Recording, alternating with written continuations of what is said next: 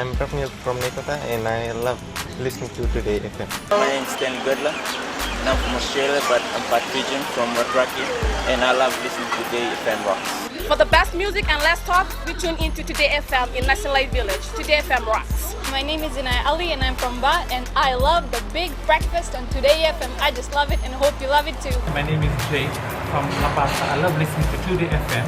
Today FM rocks. My name is Naushin and I'm from Sambeto and I love Today FM. Today FM rocks. Today's hit music.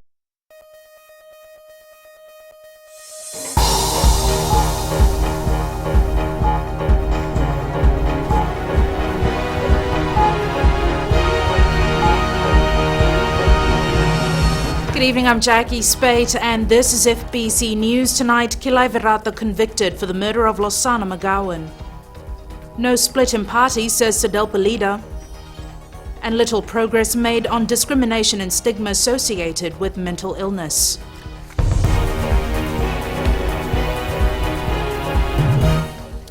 Murder-accused Usai Kilai Virata has been found guilty of one count of murder by Suva High Court Judge Justice Priantha Fernando. Kilai Virata was on trial for the murder of his partner and former journalist Losana McGowan. Shireen Shivan reports. Suva High Court Judge Justice Priantha Fernando ruled that Usai Kilai Virata had intended to kill his partner Losana McGowan when he assaulted her. He says that in his caution interview, Kilai Virata had admitted that on the 4th of April last year, he punched the victim on her cheeks when an argument broke out between the two. McGowan then fell down and Kilai Virata punched her again on her head. The judge says Kilai Virata was well aware of what was happening, as he told the police officers a day after the incident that even though he was drunk at the time of the incident, he can recall everything that happened. The court was also told that when McGowan started bleeding from her mouth, Kilai Virata had tried to revive her. The case has been adjourned for mitigation and sentencing submissions tomorrow. Shireen Shivan, FBC News. There is no split in the Social Democratic Liberal Party, claims party leader Sitiveni Rambuka. Speaking exclusively to FBC News, Rambuka says nothing has come to his attention. Rachel Nath has more. SEDELPA leader Sitiveni Rambuka is adamant the party is united. At the moment, we have not had any substantiated complaint. I have not received any. And if that comes to hand, then I will use the party machinery to bring the two parties together. However, there have been numerous reports of friction within SEDELPA, and even former party leader Rotemu Mukapa has indicated she is leaving the party. Rambuka's defense is that all political entities have issues to overcome and there is no free rein in SEDELPA. I'd like to be able to say that my organization has no internal opposition.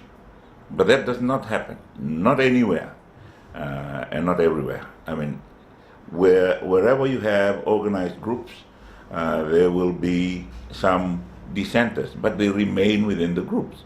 Because they are allowed to voice their dissension.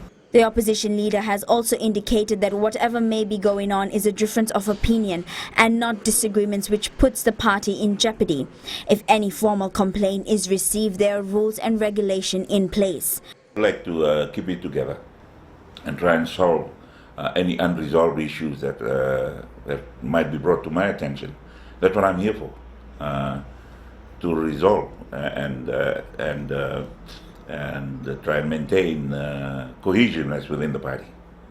Rambuka also says opposition leader Rotemu Mukapa's decision to step down hasn't weakened the party's resolve. Rachel Nath, FBC News. All 9 accused in the alleged rape and sexual assault of Vilekesa Soko have today opted to exercise their right to remain silent. This was after the judge ruled that each of the accused has a case to answer. Ellen Stolz has the story. Iltoka High Court Judge Justice Aruna Aluthre ruled that there is a case to answer in the sexual assault and rape of Vilekesa Soko. Justice Aluthre said there was direct and circumstantial evidence that all the accused were involved in a joint enterprise to obtain information from robbery suspects Vilekesa Soko and Senjani Mboila. Several eyewitnesses have put the men at the scene at a hill in Malevu where the assault and rape took place. There is also direct evidence that chilies were rubbed on the suspects' bodies, and a witness had said that he was told to buy chilies from a market and bring it to the scene. There's also evidence that a stick was inserted into the anus of both the suspects. After his ruling, Justice Aluthge proceeded to read the accused their rights. All 9 have exercised their right to remain silent. The case continues tomorrow morning, where the prosecution and defense will make their closing statements.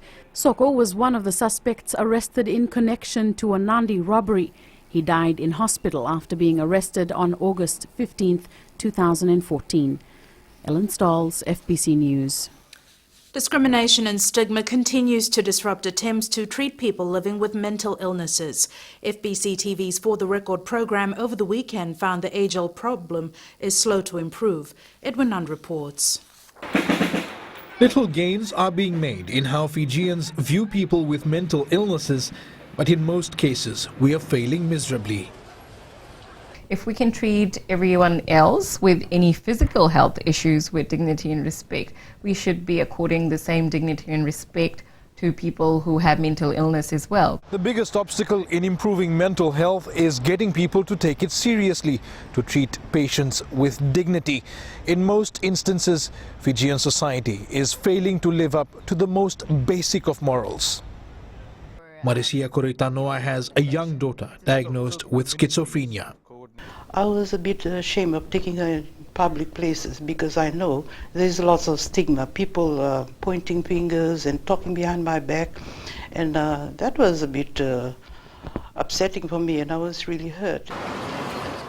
There are now more support groups like the Community Recovery Outreach Program for people diagnosed with mental illnesses and their families. If a person has problems with confidence, it's my job to facilitate that person's confidence building. If a person needs to pick up skills where he or she might be able to get a job, if we have the skills, we try to help them with it. Doctors have also moved treatment outside of St. Giles Hospital to make it easier for patients to seek help. Edwin Nund, FBC News.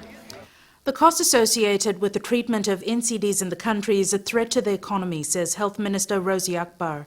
She made the statement while opening a food and agriculture organisation meeting in Suva this morning, saying that more than 80% of deaths in Fiji are caused by NCDs, while a diabetes-related amputation happens every 8 hours. Kelly Vadhala reports. The cumulative economic burden of mortality from NCDs in Fiji threatens to reach almost 7% of GDP by 2030 and 10% by 2040. NCDs also reduce, I'm sure you know, the productivity of labor and increase the number of infirm dependents to be cared for by households. Clearly, we can see that there is a good link with eating behaviors or eating disorders, healthy lifestyles or unhealthy lifestyles to the surge of NCDs in our countries. Up to 40 representatives from the agriculture and nutrition sectors will be reviewing and updating a draft global action plan for the next 2 days, focusing on food and nutrition challenges affecting small island developing states. And participants all have the same goal. It aims to end hunger, achieve food security, improve nutrition and promote sustainable agriculture while supporting these small island developing states. Productivity in food production has been declining in the Pacific. Rising population pressure in the Pacific Islands has begun to limit the capacity of rural households. However, Minister Akbar says the government is working on developing a multi-sector Fiji plan of action on nutrition which will help establish the priority actions to be delivered. Kelly Vadhala, FBC News. Coming up on FBC News, international stakeholders discuss connectivity to remote areas and new buses to boost services. Stay with us.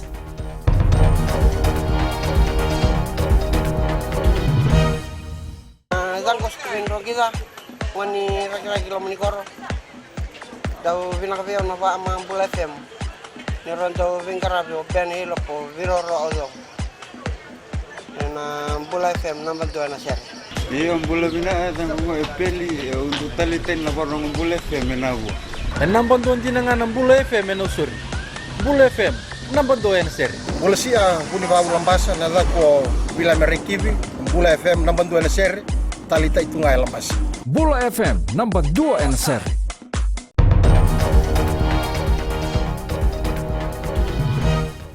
Welcome back. This is FBC News. More than 100 representatives from 20 countries have converged at the Grand Pacific Hotel in Suva to discuss ways of extending information technology to remote areas. The Next Generation Networks Forum aims to encourage the use of digital applications. Ana Ravulo reports.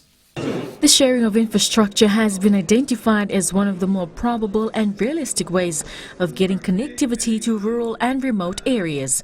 Minister for Communications Ayaz Said Qayyum made the suggestion while opening the forum this morning. But if we had shared infrastructure, the government needs to put in place some regulations around that.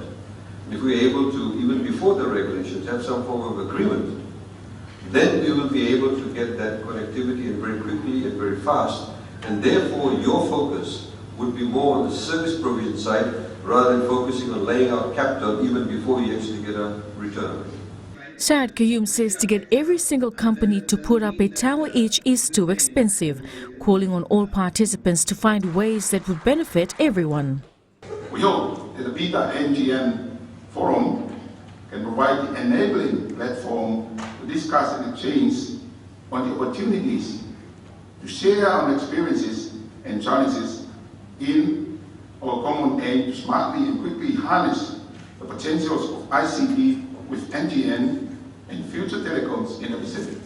The Minister for Communications says it is the government's role to ensure that they bridge the gap as quickly as possible, especially for remote areas who do not have IT services. Ana Ravulo, FBC News. New teachers have been posted to Ratukandavu Level School in Tailevu after 3 teachers were transferred for promoting behaviour not accepted by the Ministry of Education. It is alleged that at least 12 students joined a faith group which taught children not to study. Education Minister Dr. Mahendra Reddy says the situation is under control now. We got counsellor there full time to counsel the student. We've taken control of the situation. Now, we're very worried, because there's close to about a dozen students involved in this, and it was growing in numbers. And these students were basically going during school hours outside the gate and camping and attracting other students. So this could have really spread out to the entire school. Shaw Buses Limited officially launched 5 new buses today, growing the company's fleet to 55. As Pranita Prakash reports, this is quite a significant achievement for a company that started 69 years ago with just a 12-passenger bus. 5 new buses boasting 61 seats each with a total value of $1 million. A worthy investment, according to the company's operation manager, Aman Singh, who says the new buses will improve their services to the people of Lami. After many discussions, we finally decided to take advantage of this government assistance to the bus industry by way of reduction of duty for importation of buses. And now we have 5 buses which have arrived last week, Wednesday, and are waiting to be introduced to the public of Lami. Including these 5 new buses, there is now a total of 1,306 buses operating in Fiji. Land Transport Authority Chairman Vijay Maharaj welcomed the company's efforts, saying buses are an essential part of economic development. The government recognizes their importance, and that is why bus companies have been given concessions, including duty-free access to new chassis fitted with engines, introduced to help the industry improve quality and avoid breakdowns. It has also provided duty-free for identifiable fixtures and components such as cabs, a fuel rebate of 18 cents per litre, as well as bus fares with no VAT or zero rated VAT rather. Shaw Buses, which services areas in Suva, Lami, Vaisari and Namboro, plans to have an all-new fleet by 2020. Pranita Prakash, FBC News. The Melbourne Cup is an annual event that many the world over looks forward to. Right here at home, it was no different, with both punters and party-goers looking to have a good time. Savara Tambor caught up with some who were doing just that. It's known as the race that stops the nation. Here at the RCL Services Limited in Walilebu, the race did just that with workers dressing up for the occasion. These pretty hats kept some up all night, but evidently it was worth it. The horse, I just cut the carton and I screen print the paper and just glue it on the carton. It was, a friend of mine did it. It was just a last minute thing. Yellow light up here, it's putting together Melbourne Cup and Diwali, which just finished yesterday.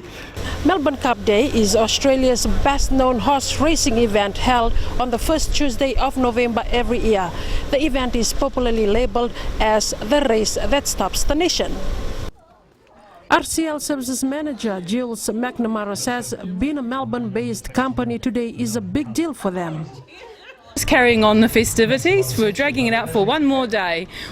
The atmosphere was quite the same for those at the Royal Suva Yacht Club. We've got the best dressed lady prize, we've got the best man dressed prize, and we've got the best hat prize. So while many would cheer for their favorite horse, others were eagerly looking forward to the announcement of prizes. Sabira Tambua, FBC News. And Jamie joins us now with sports and more on the Melbourne Cup. That's right, Jackie, and good evening. Coming up after the break, Karen McAvoy pilots Mandan to victory. And Fijiana ready for PNG Challenge. Stay with us for this and more.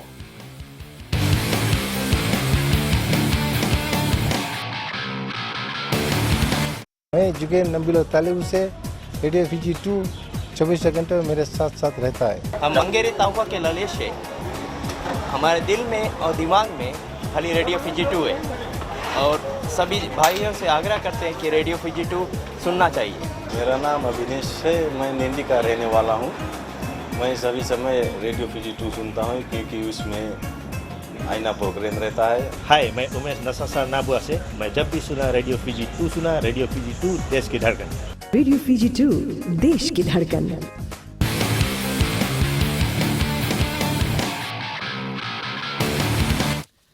German horse Mandan has won the 2016 Melbourne Cup. Ridden by Karen McAvoy, Mandan finished just ahead of Heartbreak City and Hartnell. More than 100,000 people passed through the turnstile at Flemington Racecourse for the race. And now we join Rohit Deo live from the Grants Waterhouse betting shop in Suva. Rohit, what's the latest? Good evening, Jamie, here from the betting shop in Suva. It's more than 3 hours after the completion of the race, and here at the betting shop, people are still here. 3 hours after the race, still cashing in, doing their calculations to see if they are to take some extra cash home. But here with me tonight, I have the Grants Waterhouse betting marketing manager, Mr. Vijayan Kumar Sundar. Mr. Sundar, how do you compare this year's race to previous years in terms of the interest of local punters? Well, right, when we see the interest of the people, it's every year it is growing, the interest is growing, and I can see a lot of new faces coming to the betting shop. They were placing small bets, but definitely the interest was there for the people to bet in the Melbourne Cup. In terms of the winner, we had a surprise winner today, and there will be people still watching from home who might have placed the bet on the winner. How did the terms of the placings and the amounts of the winning cash go? Well, when we look at the result, number 17 came first. It paid $12.30 for win and $4.60 for place. Number 13 was second for $5.70 for place, and number 6 was third at $3.10. The Kunela paid $104.70. That means if you're picking the first and second, or second and first, you get $104.70. Exacta was $194.80. Trifecta is $1,380.60. And the first four, if you're picking first four in correct order, you get $20,761.10. So that's an official result. Well, there you go, some big cash involved there. This place may seem a bit empty right now, but earlier today, this place was packed as punters rushed in to make their last-minute bets. Another year, and once again, punters lined up for the race that literally stops Australia. The race seemed to have equal effect for punters in Fiji. Although the winner may have been a surprise, punters were pleased to be indirectly part of the race for yet another year.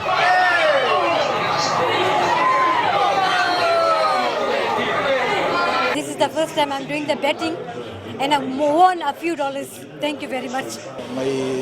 I came all the way from Yasawa, and this is the first time for me to place a bet. I've always wanted to bet, and I'm thankful that I finally did it this year, even though I didn't win anything.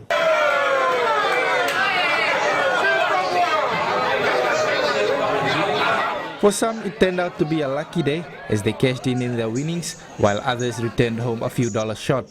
I'm playing Melbourne Cup all the time, but I tried today to play Conella, a small one, so I win just Conella today. I'm playing Melbourne Cup for more than 5 years, in winning and losing, but today I was a bit late to come over here for the bet. But I was lucky to take out the Conella. I won the Conella, but it was not a better price on it. But still, I won a bet today. Meanwhile, the winner of this year's Melbourne Cup rode away with $9.8 million in prize money. Rohit Dev, FBC Sports. The Vodafone Flying Fijians went through a light training session in France today. The John McKee coach side also went through some video sessions as they prepare for the match against the World Barbarians next week. Fiji takes on the Barbarians at 8:30 a.m. next Saturday. Meanwhile, the Telecom Fijiana 15 side is working hard to get all its techniques right before taking on Papua New Guinea in the inaugural Oceania Rugby Championship on Saturday. This match will be played at the NZ Stadium. Militavanga with more from the Fijiana camp. Fijiana 15's coach Serma Yambai says the girls are still learning but are eager to get the basics right. Decision making in terms of what we're trying to do in terms of our team pattern. Bai says the team haven't been together long, but once they have gelled together quite well. It's come very well. You know, we've worked hard in the past 3 weeks, so the girls have worked really hard. So our fitness levels at the moment is very pleasing. Bai, who has been roped in with former 15's teammates Aliferetin Dobiberata and Kele Lewere to guide the team, says the girls are excited to play in front of their home crowd. I think there's always an expectation when you play, for Fiji, but for them it's been reminded, just to concentrate what we can control, which is what we can do, and the result will take care of itself. The winner from the tournament will advance to the final of the Asia-Oceania Qualifier event in December in Hong Kong. This tournament will feature 2 Asian qualifiers and 1 Oceania qualifier, with the 2 highest placed teams qualifying for the Women's Rugby World Cup in Ireland. Melly Tabanga, FBC Sports. That's it from sports this evening. It's back to Jackie now with business.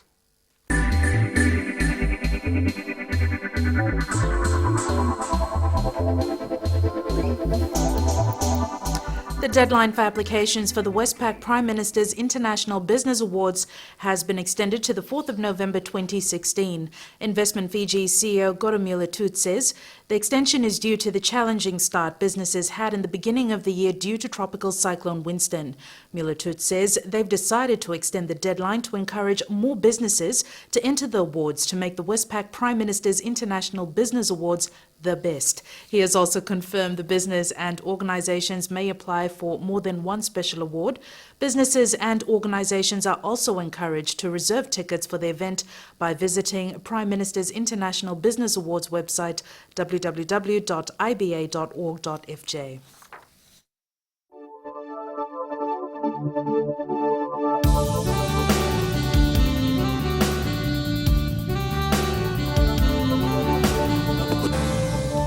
Conditions were sunny and warm in most areas around the country today. Looking at the temperatures, Lambasa was moderate at 32 degrees, while Bar trailed at 31. Other centres were cool in the higher 20s.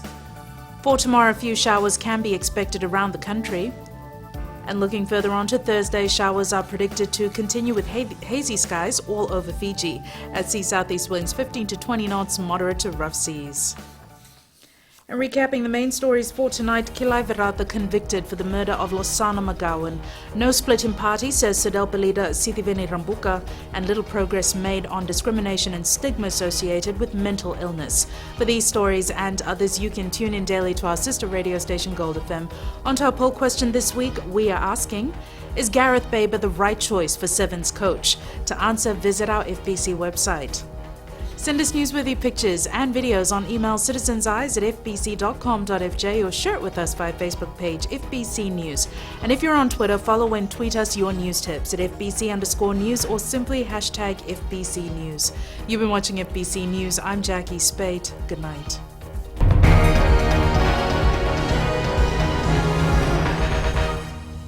Yandra! I love listening to Gold FM at Golden Point Resort.